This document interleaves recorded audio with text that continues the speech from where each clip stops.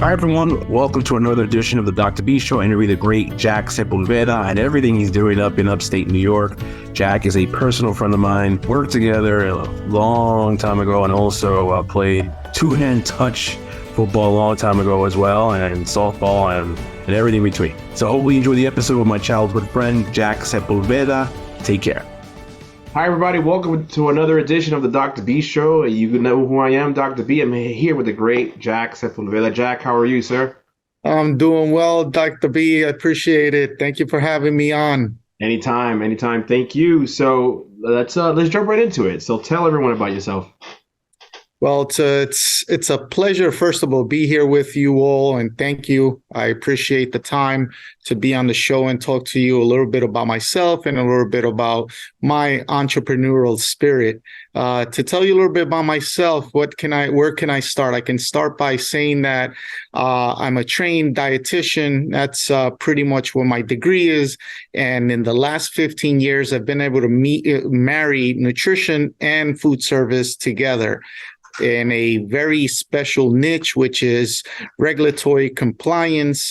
So in the world of quality control and brand standards. And what I've been doing for the last 15 years is providing brands in the food industry, for example, food service establishments and manufacturers with regulatory compliance consulting, mostly food safety related consulting at the food service establishment and manufacturing level. And what I'm here to talk to you about is about Orange County Food Tech, which is a workforce development program here at SUNY Orange. And it's been my new endeavor where I've been working in the SUNY and CUNY systems to put together culinary, food, beverage, and hospitality programs in the world of workforce development. I love it. Totally love it. Speaking of dietitian, so you got exposed being a dietitian at Queens College back in 2008. Tell us about your why. Why did you pursue this? It's interesting. Out of high school, I went to a vocational art school, the High School of Art and Design, and graduating from high school, I didn't really know what direction I wanted, but I've always been very active physically and into sports. I've played baseball throughout my childhood, and I figured I would go to Queensborough Community College to become a physical ed teacher. And going through those motions with my associates in science, I found myself in a position where I needed to do one more year in order to get my my AAS, the Associates in Arts and Sciences, and in particular education. So at that point, I was in the counselor's office, and I say, well, how can I finish school this semester?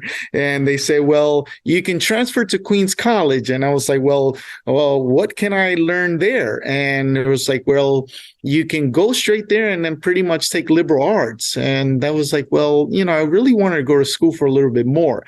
At that point, I had a small job at General Nutrition Center, GNC, and I was located on 54th and 1st. So it was semi-residential on the kind of midtown east side of Manhattan. And what I found myself doing there was helping individuals. A lot of the residents would come in and say, hey, Jhack, I'm having this issue. What's good for that? What vitamins, what pretty much supplements I can take for this. And that really kind of sparked this interest in health and wellness. And that's really where I would say my passion for nutrition stemmed was from that job at General Nutrition Center. And that really made sense for me at that point when I was transferring into the 4-year program at Queens College. And I decided to go into nutrition. And so I got in a bachelor's of arts in dietetics. And I went through my dietetic internship rotations, where I really kind of at that point found my niche, which was a lot of community-based preventive nutrition. I love it. I love it. You did mention you're the executive director in the beginning of the Orange County, right? Food tech. We'll get to that shortly. But you've also had roles at the American Diabetes Association, Yeshiva University, EcoShore, Bornstein Caterers. With all these roles, you obviously started your own business. Tell me, how did all that experience help you in starting your own business today? Eat That's Good a good Consultants. question, Dr. B. Really, my professional career has been quite diverse, and but at the same time has really taken on a path that has led me to where I'm at today, and that diverse experience with working with not-for-profit organizations like the American Diabetes. In particular, I was in the Latino Initiatives Committee, where I was a committee member there. I assisted a lot with the signature events like Feria de Salud, the Expo event, where I really brought in my expertise in food and beverage. And so I did a lot of nutrition education and a lot of healthy eating, cooking demos. And then so with that experience and my experience in the community doing a lot of community-based nutrition, it led me to a lot of other opportunities. Now, on the other side of things, with Yeshiva University, in particular, Albert Einstein College of Medicine, and I spent about 10 years in and out of research studies at Columbia University as well, where I really found this passion for behavioral nutrition sciences and in particular preventive nutrition. So I worked on a lot of research studies as the project coordinator, as the nutritionist on the research team, and that really gave me an insight on analytics, on more of a public health standpoint, and it really showed me that I wanted to work in the community, and I really wanted to understand what behaviors are involved on why people choose to eat the things they eat, or why what's the difference between what people eat and how physically they are with and the connection with disease and culture. And so that in itself really gave me a better, broader understanding of what I'm passionate about, which is behaviors and nutrition, and understanding on an epidemiological standpoint why folks have certain disease, why certain ethnicities are more prevalent to certain disease, and why people choose to eat the things they do, right? And then so when I mentioned diversity, it's in my career path. On the other spectrum of things is my passion for food, beverage, and regulatory compliance consultant, and that's where my experience with Ecolab lays. Where I spent approximately 4 years with EcoShore Ecolab, this global company that is known for chemical and pest elimination services, but then they have a sector of their business called EcoShore, where it provides quality assurance and brand standards consulting. And so I spent about 4 years going up and down from Long Island, and I was part of a 13-person team that covered from New Hampshire to Baltimore. And what we did was second party auditing and corporate auditing for all the franchisees, so from Starbucks to McDonald's to Burger King's, I've been in these restaurants, and marrying all this information about nutrition education, right? That experience with nutrition education, and now marrying it with food and beverage, third-party auditing, in particular food safety, I was able to start EatGood Consultants, a company that I built since 2009, where we provide food safety and regulatory compliance consulting. And what I focus focus on is small to medium size food service establishments and manufacturers. And what makes me successful is that one, I've been in their shoes. I've been at the server's shoes. I've been at the management. I've been at the district manager, and I love education, and I'm a good educator. So when I walk in there to help these small, medium-sized manufacturers and food service establishments to stay in compliance, regulatory compliance, I'm not only telling them what's wrong, but I am telling them why it's wrong and how they can fix it, and providing their staff education. And so that's what's really made EatGood Consultants a successful company in that world of regulatory compliance, and has opened a lot of doors, has allowed me to sit down with a lot of business owners, restaurant owner operators, to help them not only with their brand, but how to stay in compliance. Love it. Thank you. So why'd you start or EatGood Consultants? What was your why? Tell me a little bit about that.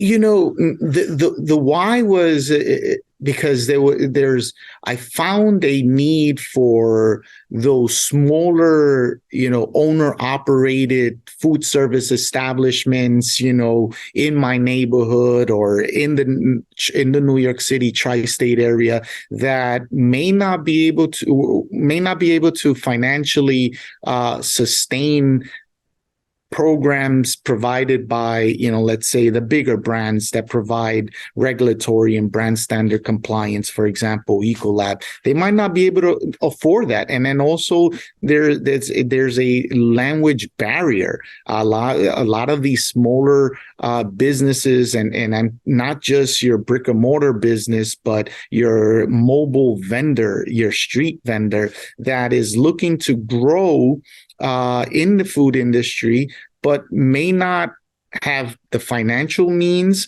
may not have the regulatory education to be able to stay in compliance. And I found that these folks are the ones that really need the most help, and that there was not that much resources out there helping these smaller establishments.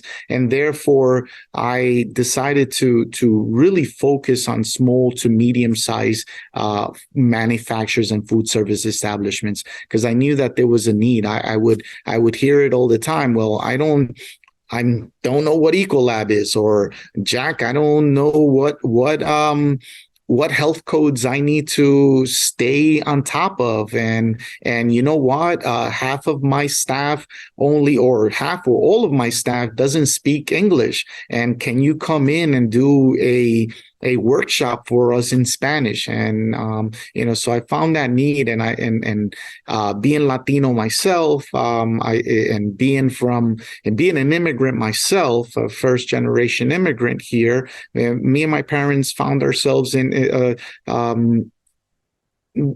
overcoming a lot of hurdles because of the language barrier, right? Or just not knowing how to navigate through the system. So I found something passionate about that for me, and that's really where I lay with my business and who I try to help.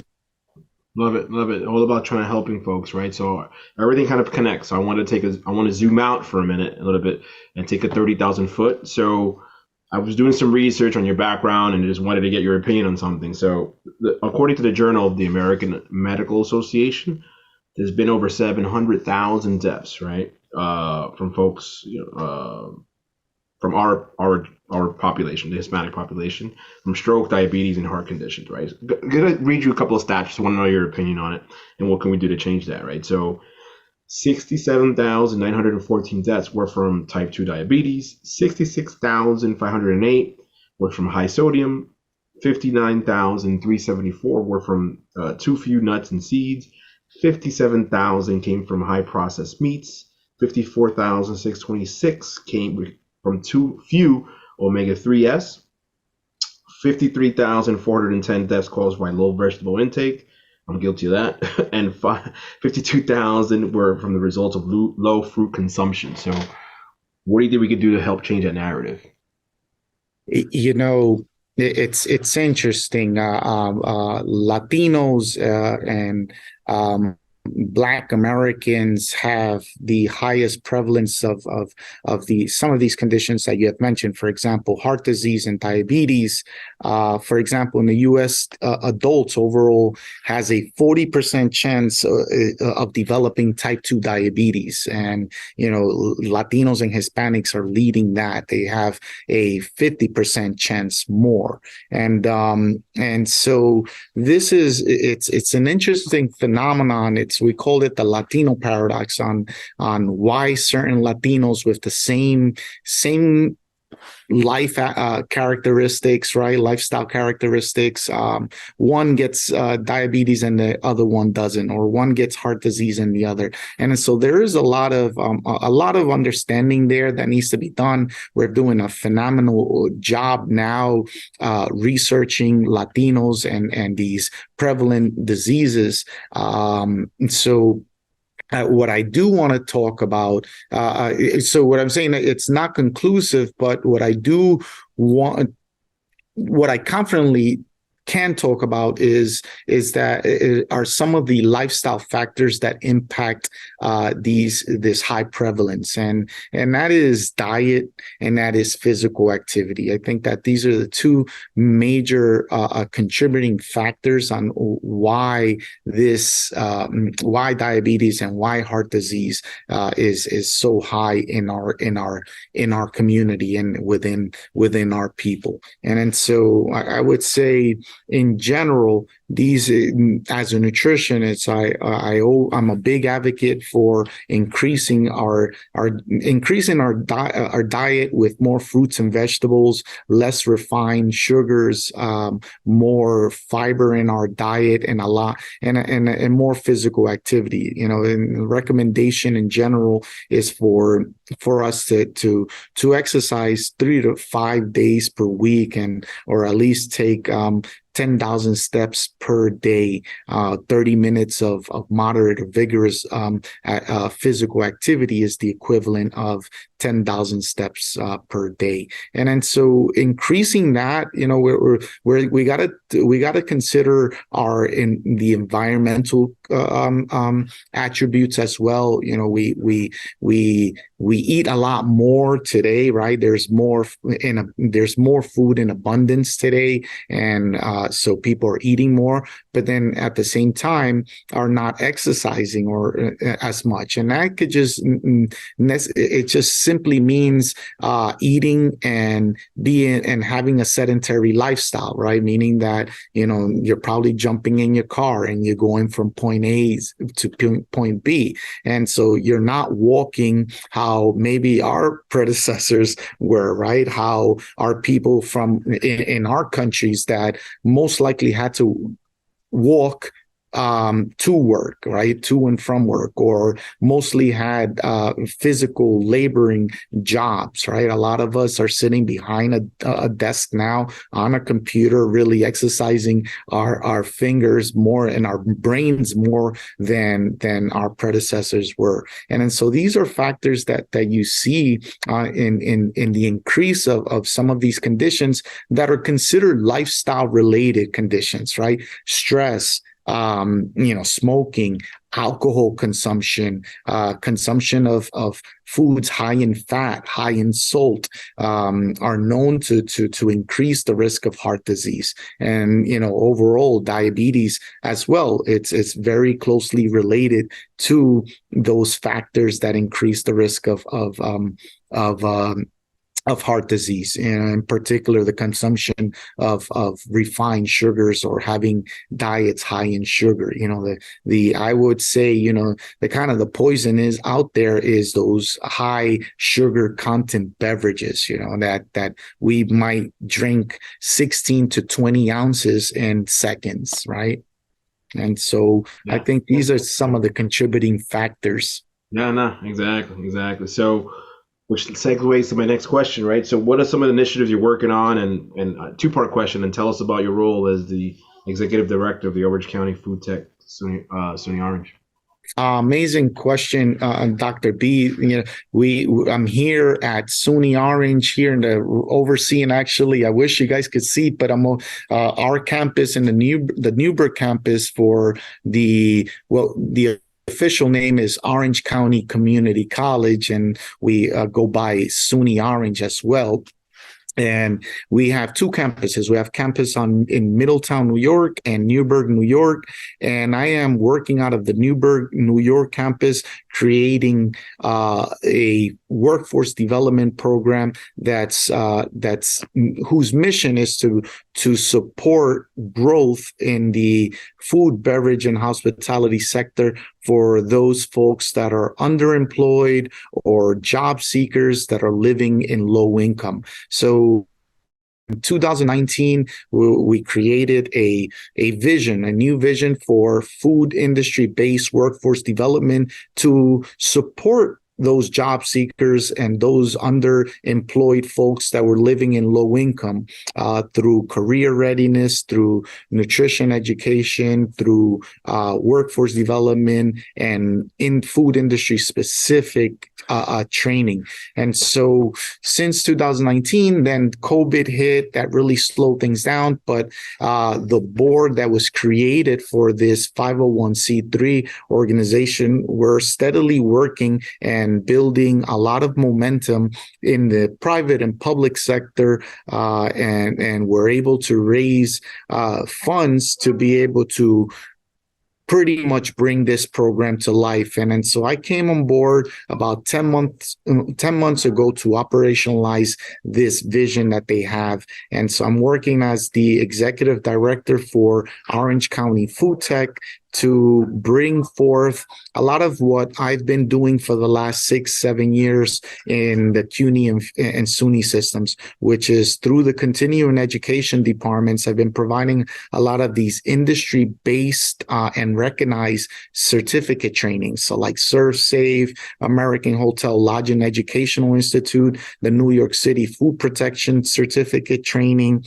And on the manufacturing side, a lot of that HACCP, GMP, and SQF training. And so these are non-credit certificate-based trainings that folks can take. They don't have to they don't have to have a degree, or they don't have to enroll in college. They can just be able to sign up for these non-credit degree programs and courses, and in a matter of hours, self-paced online, or even here on campus, they can take these courses, and that leads to a certificate. What in turn they could go back to their job and say, hey, I have now a ServSafe manager certificate, or I have the New York City Food Protection certificate, or I'm HACCP certified.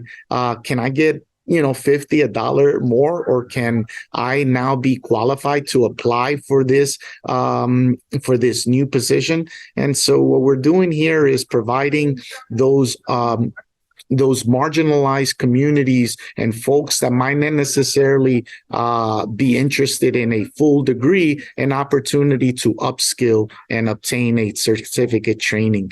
And so with that, what we're doing is coupling it with on-the-job training. So what we have now, or we're about to launch through a congressionally funded grant, is a 14-week workforce development program, and where we bring folks through 8 weeks of training that includes career readiness, 3 food industry certificate trainings, and 6 weeks of paid on-the-job training, where we will be paying $15 an hour for them to train to get some hands-on experience. The hope is that this industry advisory council that consists of some of the bigger food manufacturers and food service and hospitality purveyors here in Orange County, the hope is that they test drive these folks for 16 weeks on our funds, and then they hire them full time. And so that's our mission, to be able to upskill folks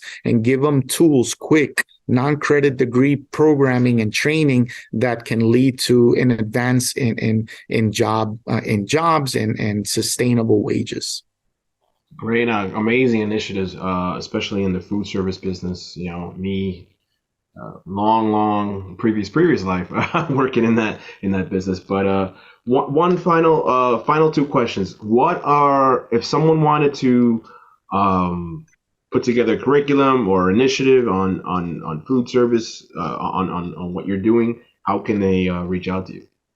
Amazing. Thank you for asking that. It's a great timing right now for those industry leaders that are looking to give back to the community or to become educators and work within the college sector. Right now, what we're doing is providing opportunities for folks to develop curriculums, to instruct some of our training programs. So if you have a Surf Safe certificate or you're interested in teaching food safety, career readiness, skills like hard skills, computer literacy, soft skills like hospitality and guest experience training, let me know. You can reach out to me via the info at ocfoodtech.com.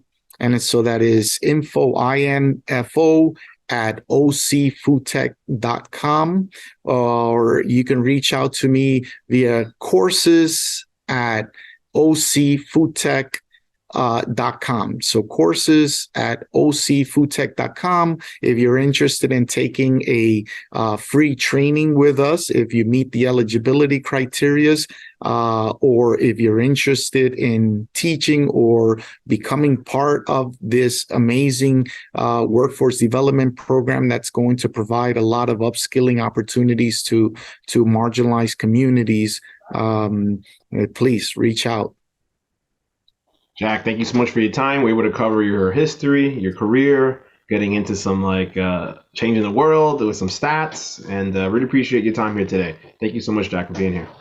I appreciate Dr. B. Thank you. I'm super impressed with all the work that you do. Even just having this show, a platform for folks like myself that can be able to share a little bit of what we do, just our little grain to the big pot, right? And there's so much needs for young entrepreneurs, for the workforce in general, to be able to have folks like you that are out there upskilling individuals and businesses. And so having this opportunity to be here with you and sharing a little bit about what I do in my community is just, a humbling experience. And, happy to be here to share a little bit what I do, but also be able to help you leverage your program and everything that you do. So I hope that we can be able to connect and in some capacity to continue to do what we do individually and collectively to help our community, our Latino community, but as well as those young professionals that are looking for mentorship, guidance, or even consulting. That's right. We're going to change the world one day at a time. So thank you, Jhack, for your time. Really appreciate your kind words. Thanks so much. You're welcome. It's a pleasure. Jhack Sepulveda, everybody. Thank you so much. Hi, everyone. Hope you enjoyed the episode with Jhack Sepulveda, my childhood friend, and he's doing amazing things in upstate New York. And I hope you picked up a tip or two. Take care, and remember, transform your way to success.